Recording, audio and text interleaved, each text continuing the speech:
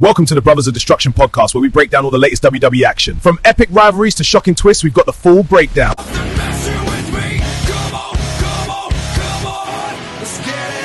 Yes, people, welcome to another edition of the Brothers of Destruction podcast.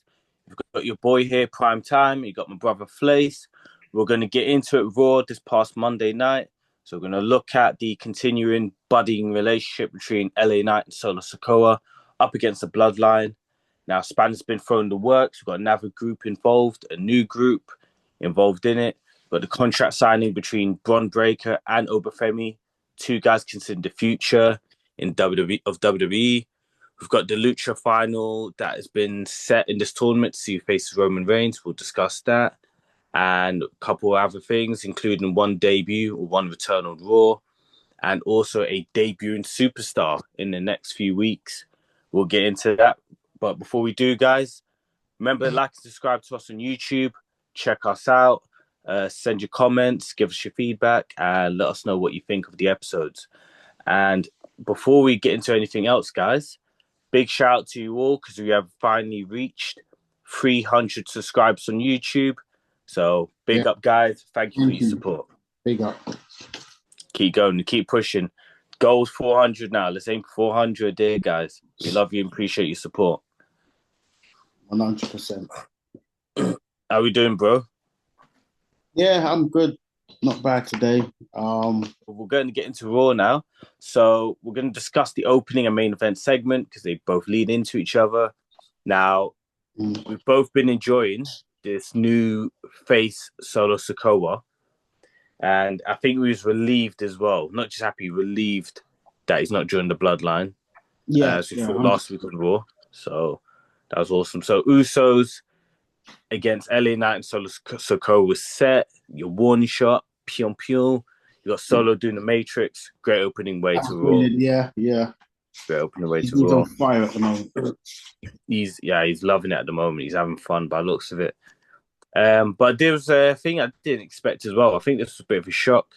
So this match main event on Raw ended up being a no contest because Royce Keys came back, surprisingly. And he looked like he was after everyone, not just the Bloodline, who he's been feuding with, but even LA Knight, Solo Sikoa as well, who teamed with at SummerSlam. And he wasn't alone now as well. He's got OTM from NXT as well helping him out, which, again, this surprised me. I just came out the blue, you know what I mean? This came out the blue. And looks like a Royce Keys heel turn. And what a way to end Raw, man. This was a shock. This is a... What a way to end Raw. It was a brilliant ending. Good show. Another good show, to be honest. The last few weeks, definitely, as we said in the last episode, it has got better. The product was cut down. Great ending. And what a way to announce yourself as a heel. He looked like a proper heel. And I thought he might have been more over as a face. He wasn't quite as over as I thought he would be. But actually, seeing him on Raw, I think actually, this guy might be a heel. Yes, this might be his calling because he looked menacing. He looked brutal. And I think even when you look at his face, he probably does look like heel. You know, when you look at someone's face. Yeah. Some people just want natural heels than faces. Heel, yeah. And I think he's definitely more of a heel. Let's see how he gets on. But that was a great way to announce yourself as a heel and as a new faction as well. Yeah, it's a great way to debut them two guys as well from NXT. I'm not sure if it's too soon for them. I'm not sure if they're ready for main roster. I've not seen enough of them. But I think partly as well is because there's not been any talk about them being called up from NXT. You know, when you get rumors about someone being called up. Caught us off guard. Yeah.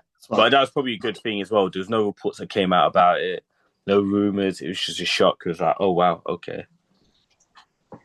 So it's a good rub for them. It's a great rub for them two guys as well, you know, for OTM. Like, you know, ending Raw in a big segment. In a big segment involved in this storyline. That's what I mean. So big storylines going at the moment. Yeah, it's a huge rub for them. But yeah, listen, again, we talked about Royce Keys all the way for OTM. So now you're as tired. You're as tired as me. So I'm tired. We're both tired, innit? Yeah, this weather, man. knocking us out. For OTM, what a way to announce yourself on the main roster. Like, Yeah. But for OTM, this was a huge and significant. It almost gave me shades of Shield, the way they came in. The way it came out, I get you, man. I'm not comparing them to Shield, but the way they came out, it just gave me shades of Shield. Whether they're going to be, if they're half as successful as Shield was as a faction or even individually, they'll have good careers. But it just gave me shades of Shield, and I'm quite excited about this new faction, OTM and Royce Keys. Yeah, it's Royce Keys obviously established on the main roster. Those two aren't, but Royce Keys, I think, is now established as a heel. And yeah, so it might be better as well for him. Obviously, I'm sure it'll be explained why he ended up taking out Solo Sikoa and LA Knight. Not just the reason of, he's heel now, so he's taking them out as well. But I think there'll be more reasons given for why he's taking out everyone. And it could be just simple as just making them up. Solo, who he teamed with, a week ago, 2 weeks ago, whenever it was. Yeah. That was a huge shock. I don't know, does he see those two as weak? Because or maybe it's a case of none of them came out and helped him when Jacob Fatu took him out. Yeah. That would be the most logical. Yeah. To be honest. I had your back when it was time to have mine. I couldn't see you guys. That would be the most logical. But yeah, listen, I look forward to getting some more answers next week on Raw. I look forward to seeing where OTM and Royce Keys go from here. And it's a breath of fresh air. Yeah. I'm quite excited to see where this goes. Yeah, that's what I mean. It's another cliffhanger where you're thinking like you want to see Raw next week and see how this develops or where they go with it. It creates intrigue, you know what I mean? Speaking of Jacob Fatu as well, again, followed orders. Technically, if you want to say he followed orders from the Usos, but again, he stayed in the back. Didn't get involved. He stayed in the back like the Usos told him to. So he probably did that out of spite for the Usos, I'd say. Rather than with Reigns, he just listened to Reigns, but I think he did this out of spite for the Usos. He did. He was probably also smart to stay at the back as well. Let's be real. Because he's the one that Roy Keys needs to get his mitt back on. It was Jacob that took him out. So, he stayed back out of spite, definitely. But it was probably the wisest decision as well. Let's be real. Because he would have been taken out by those three. Well, I was going to say, it wouldn't have been just one-on-one, so it would have had those other two as well. Yeah. So. Oh, yeah, if it's one-on-one, obviously, but those three against Jacob, in the mood those three guys were in, he would have got nicked down. I'm interested to see where this whole angle goes, because you got that group now there, you got the Bloodline, you got LA Knight and Solo Sikoa. Yeah, I'm intrigued to see where this goes. We've talked about NXT call-ups in OTM, which was unexpected. There's one that's been talked about for a while now and looks like it's happening. So in a few weeks, 14th September in Mexico City. Yeah. Looks at the promos, it'll be Lola Vice debuting on Raw. Again, another appearance I'm looking forward to her debut. Yeah. She's been in NXT for a while as well. So she's been in NXT for a while. They've been talking about getting her up to the main roster for a good while as well. Mm-hmm. So I'm quite looking forward to this. And I think it's a good place for her to make a debut as well. Mexico City. It's going to, they're going to blow the roof off the place. I'm looking forward to seeing her. And she's just going to add to what's already our top women's division. Definitely, yeah. Like, it's already quite stacked as well. She'll add to it. Hope she doesn't get lost in the shuffle at this point. I hope she doesn't, but maybe too early to say. Yeah, we got to see where they go with the booking. And we know that the booking sometimes ain't that great. That's what if I'm being diplomatic. Yeah. Inconsistent, let's say. But let's hope they don't get it on with no advice. Yeah. Hope they get it right. I was expecting SmackDown with Damian Priest there as well, but they can maybe get away with it on Raw because they're not always appearing every week on the shows as well. So no, exactly. So I don't think it's a big deal now. I did assume because of obviously her relationship with Damian Priest, she would have been on SmackDown, but I don't know. Maybe Raw is the best place for her. Maybe we'll see. It's early days as well, so we'll see with that.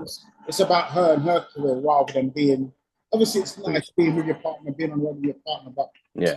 where she best fits in at this precise moment, and where's the best opportunities for her. So if she feels and the company feels that's raw, then yeah, go for it. Yeah. I mean, she was in NXT as well, so, NXT as well, so she's away from it anyway, so it's no biggie, you know what I mean? Exactly. Mexico City. Mexico City is where we'll also have the World Heavyweight Championship match, Roman Reigns defending against the winner of the Lucha tournament that's going on. So the semi-finals happened this week on Raw. You had La Parka against Penta, who's probably still considered the favourite for it, even before the tournament started. And Rey Fénix against Dragon Lee. Now, Penta and La Parka was a good match, but boy, Dragon Lee and Rey Fénix was near enough a classic. Yeah, so soon after we had Chad Gable against Rey Mysterio as well. It's just saying that the shows are being improved. The product has got better. We criticised and bashed them, and to be fair, they've deserved the criticism they've got this year. Yeah. But last few weeks, I have seen improvements, and listen, Definitely. it was a classic. It was a classic, brilliant match. Best Raw matches I've probably seen, maybe in my top 10, probably my top 10 Raw matches I've ever seen. And this whole tournament, I'll say something, this whole tournament, they've done the culture and their country proud. Yeah, I'd say so. Yeah, and now we can see, and it's good that it's on mainstream, so we can all see, right, these guys are good. Everyone can see. You're introducing a few guys from AAA to the mainstream audience as well. Yeah, we hear how good some of these Mexican wrestlers are, some of the matches on AAA. Now we're seeing it on mainstream. And they've all done, winners, losers, they've all done their culture and their country proud. So big up to every single one of them. Yeah, I think the tournament was a great idea, to be fair. Yeah, it was. It's something different as well, it's not just a random tournament put together as well, but Lucha tournament, winner faces Reigns in Mexico City. Now the finals are set. It's the brothers against each other, Rey Fénix and Penta. Rey Fénix and Penta against each other, as I think more or less everyone predicted. Yeah. But you might end up getting another classic as well in regards to this match, Penta and Rey Fénix against each other, and the winner faces Roman Reigns, Mexico City. Whoever wins in that match and faces Reigns, I think they're going to get a big pop. They're going to get great support. Yeah, the crowd should be quite hot for it. We're going to see a wicked match between the two brothers, between Penta and Rey Fénix. I don't see how that doesn't hit. It's just going to hit. I think Penta wins. Penta's been my favourite from day for this tournament. And Penta, Roman Reigns, is one I've been wanting to see now for a good few months. I said after Penta lost the IC title, I did say I'd like to see him in a title picture because I did want to see him against Reigns. I think their styles will mix and they'll gel extremely well. And I think, assuming it's going to be Penta, I think Mexico City another classic, to be honest. Yeah. It's a match you've not really seen Reigns in. That's the thing. It's a match like against a luchador, that style of wrestling. Even the commentators pointed out Reigns defending his title against someone. I think it's commentators that pointed out. It's a style, but I'll be honest, when I sort of think about it and try and picture the match in my head, I think their styles are going to mesh very well. They're going to mesh very well. I think so. Yeah. And to be fair, Reigns' style meshes quite well with most styles. A lot of people, yeah. It meshes, let's be real, it meshes quite well with most styles. But that's because his IQ, which is probably his most underrated attribute, his ring IQ at the highest level. So that's what for me, again, I'm assuming it's going to be Penta versus Reigns in Mexico City. That's going to hit. Yeah, it's a rare Raw match for Reigns as well, especially for the heavyweight title as well. Yeah. You know what I mean? So I think something like that, I think it'll be exciting as well. It'll be like a big event in itself. And I think they might quite go a bit all out for this episode of Raw in Mexico City. They are. And sticking with Reigns, I think this is going to be another match that could very well add to his legacy. Could be another classic as well as Ray. Another classic.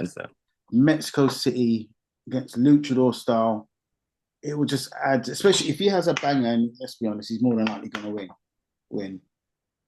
Just add to his legacy. Yeah, You never know. He might lose, but it might be Penta again. It might be Ray Phoenix against Reigns. That's not ruled out either. that's not. I think Penta's winning, but Ray Phoenix can end up facing. Either way, whether it's Penta or Ray Phoenix, if Roman Reigns goes into Mexico City and has another classic, and he's had quite a few of those now, his matches are starting to add up. It's going to add to his legacy. When we look back and talk about the great champions, it's going to be another notch to his legacy. Yeah, no, I can see that definitely. It can end up being a classic, and I think it should be a classic. But but especially atmosphere wise, and that's what happened as well. The crowd will add to it. So even if it's just only a good match, I think the crowd, the vibe, the atmosphere will turn that good match into a great match. Yeah, I can see great that. Match. The crowd will turn that great match into an all-timer. Potentially, yeah. It's going to be. I can't wait for that episode. I'm looking forward to that again with the atmosphere and how the vibe will be in Mexico City for Raw. I'm looking forward to that episode. Look forward to it. Before then, the Raw, I thought it was this episode as well, the same episode. And with the Latin thing, it might have made sense. But I think it'll be the Raw just before this episode. You're going to have Stephanie Fakir now finally get a rematch against Liv Morgan. Match I've been waiting for since Mania, for them to run it back again with enough time, probably this time. Yeah. She'll face Liv Morgan for the Women's Championship, that episode. If I have to quick prediction now on it, who'd you say is winning that match? Stephanie Fakir win it? Does she regain it? Or does Liv keep her reign going? I think Liv keeps it. I think Stephanie... that's what I think. I think Stephanie beats her eventually. But, yeah, I think their upcoming match, I see Liv finding a way to beat her. Yeah. Maybe if it's Becky Lynch getting involved again, and then this time it cost Stephanie Fakir that match. Yeah, that could lead to somewhere like a triple threat down the line. Yeah, that makes a lot of sense. Yeah, so I think so. But they're also making a thing of Becky saving Stephanie, and Becky made a thing of it on the ring on Raw to say that's twice now I've saved you. So actually, I can see a situation where she comes out to help Stephanie and it costs Stephanie. Yeah, this time. Yeah. It backfires this time, yeah. Yeah. And it adds to tension between them two. Yeah. And more than likely end up with a triple threat. No, definitely. I can see that. I was intrigued by this as well. It was a good match as well. And you know what? It highlighted the loser of the match, the person who lost the match quite well as well in there. I think they looked quite strong in the match as well. Big Cass against Javon Evans. It was a good match on Raw, to be fair. I think the styles meshed quite well. Yeah. Javon Evans did look more intense and looked quite fire in that match as well. Looked fired up for it. Yeah. And he looked strong. I like that. Yeah. It wasn't Big Cass dominating him. Javon Evans, looked like his equal despite the size difference. In the end, he did. For, I'd say, the first half of the match, Big Cass dominated. And then obviously Giovanni managed to hang in there. He showed his durability, his tenacity, his toughness. And then obviously, as the match wore on, he then got on top. And they said he was more intense and more aggressive than we've seen him. And I quite like that from Javon Evans. They said he's been like that last few weeks, I think, or last couple months. Had that intensity to his game. Yeah, it brings out... For me, it's taken up his performances maybe an extra 10, 15, 20%. For me, he looks better, that side of him. He looks a better wrestler when he's got that intensity. And in the end, he didn't look out of place against Big Cass. He looked like his equal. And he was unlucky not to pick up the win, to be honest. And I liked it when they was on the outside and he had Big Cass in the corner and he just started beating him down. Yeah, he started beating him down. Yeah, I love that. Big Cass picked up the win, probably as expected. Yeah, Javon Evans definitely came out of that looking strong. It looked more even than probably some people expected. Yeah, and Big Cass at the end of it, then because of it, came out with quite an impressive win on his return to Raw as well. So as again, I'll add, he looks in great shape as well. He looked good in the ring. I don't even mind him wrestling in that attire as well with the jeans and Timberland boots. It adds something different. Yeah. Not a big fan of the song he came out to, but they do get it wrong after time, I feel like. Yeah. But yeah, it was a good return for him for Cass on Raw. I'm interested to see what they do with him going forward. I think there's definitely stuff you could do with him there in that mid card. Yeah, definitely. Yeah. Yeah. As I say, he looks good in the ring as well. He shows uses his size and his strength well in the match. I saw. So yeah, for me again, I thought he still looked decent. As a big man, he is what he is. Yeah, because as a big guy, so good. No, I'm saying he is what he is as a big guy, but I still thought he looked decent.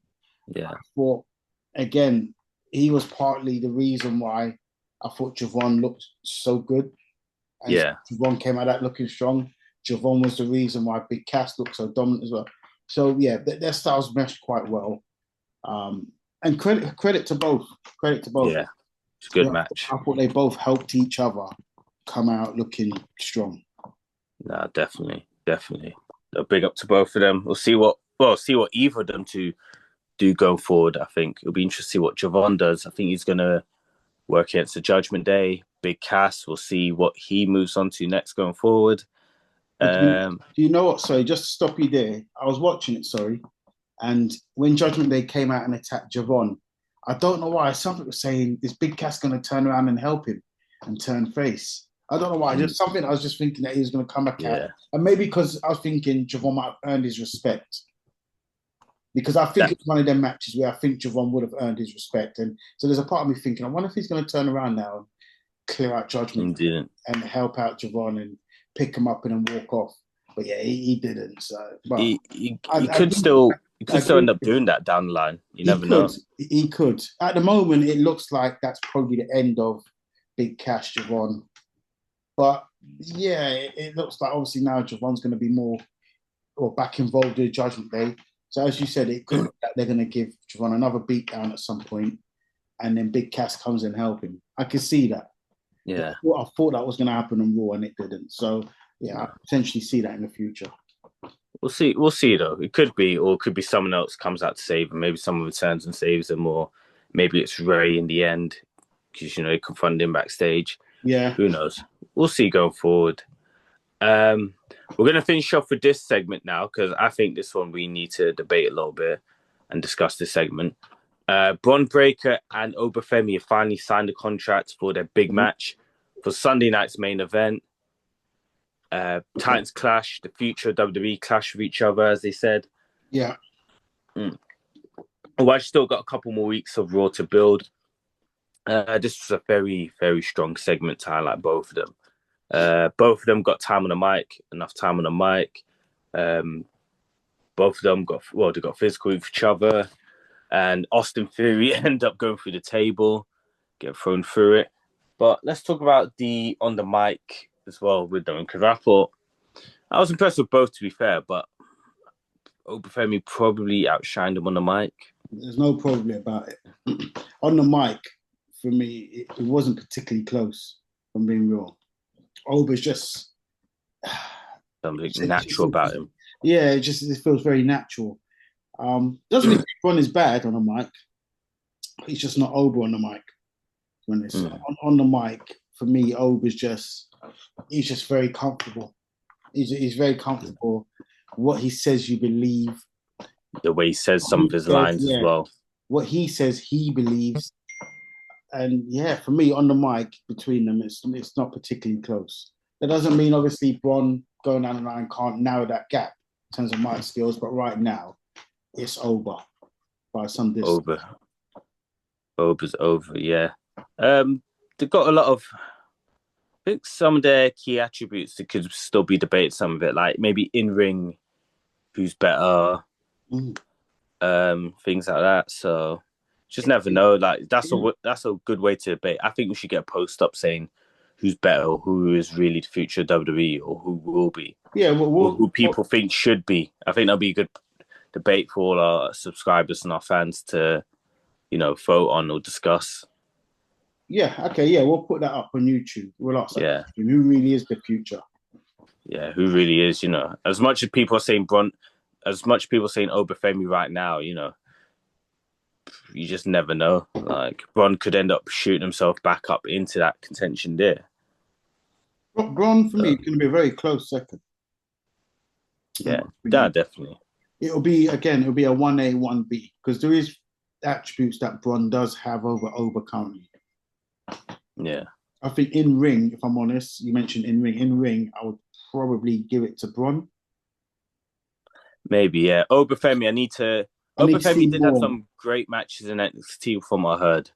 Yeah. But including a great triple threat match, I think, was with him, Javon Evans, and Trick Williams. Yeah, that was. Yeah. So far on the main roster, what I'm seeing is quite not seeing enough like range in his matches to say, can have a great match with this person, that person. At the moment in ring, I think we've got to say Bron. Yeah, just because he's had great match. Bron's had great matches with Seth Rollins. CM Punk was a good match as well. So I think Obafemi, the only really great match I've seen him in was with this second match with Brock Lesnar. Yeah, that's He's looked good in the ring again in other matches as well, but he's not had a match where I thought that was really good. You know what I mean? Yeah, that was a brilliant. Yeah. Maybe the Fatal 4-Way in the King of the Ring tournament. He's just been sort of dominant. Yeah. But we need to see him have some vulnerability. They ain't got a young Bret Hart around right now because he would get a great match with him. Oh, that's a shout, isn't it? Young Bret Hart in there. Yeah, if you had a peak Bret Hart around now, he would bring out a great match from Oba. But yeah, if going back to Oba and Bron, in ring, I would probably give it to Bron at this precise moment. Again, that could change, but if we're going off right now, I'd probably say Bron in ring. That could change. That could change down the line by the time they face each other again, which I don't think this will be the only time they face each other. Sunday night's main event. I'll be shocked if it is. So that's a Mania main event in the making. Yeah. So by the time they face each other again, which could be Mania main event, could be SummerSlam main event, whichever, attributes for both of them might have changed. One might be better than the other. They might be more equal. Yeah, I agree with that. But this is what's exciting as well when you're watching them go against each other now. And then somewhere down the line, they might even be better then. You can always look back to that first match they had. So I'm looking forward to Sunday night's main event, especially with that match as well. I'm looking forward to see what they do in that match. I think that's the one. It's a strong card. I think that's the match that 99.9% of us are really looking forward to. If you could pick out one match, not card, it's that one. Yeah. Orton and Cody's a close one to that as well. Don't need to really put Corbin and Little Yachty in that conversation. Because we've seen it, that Oba Bron one, it's intriguing. More anticipation, there's more anticipation. First time, so obviously. Yeah. And I think Cody and Orton, we know there's gonna be another match after that as well. Yeah, 100%. I believe. But we will get into that, guys. And at some point, we will do our predictions for Sunday night's main event as well, one of our episodes. And next episode, we will be discussing SmackDown, which, if you want to avoid spoilers, I'd say try your best because it was taped last night, hence why Raw was on earlier. So SmackDown tapings already happened. There'll be spoilers online. If you guys want to avoid it, try and do your best. Try and stay off social media as much as you can because, we all hate spoilers, really. So if you could try and stay off it, guys, just a heads up for that. But our next episode, we will be reviewing that SmackDown episode. So join us then. Until then, guys, again, thank you for the 300 subscribers. Yeah. Thank you for the support. Thank you. And we'll see you next episode. Have a good night. Bless. Thank you for watching the Brothers of Destruction podcast. Remember to subscribe so you don't miss an episode and look out for our question of the week.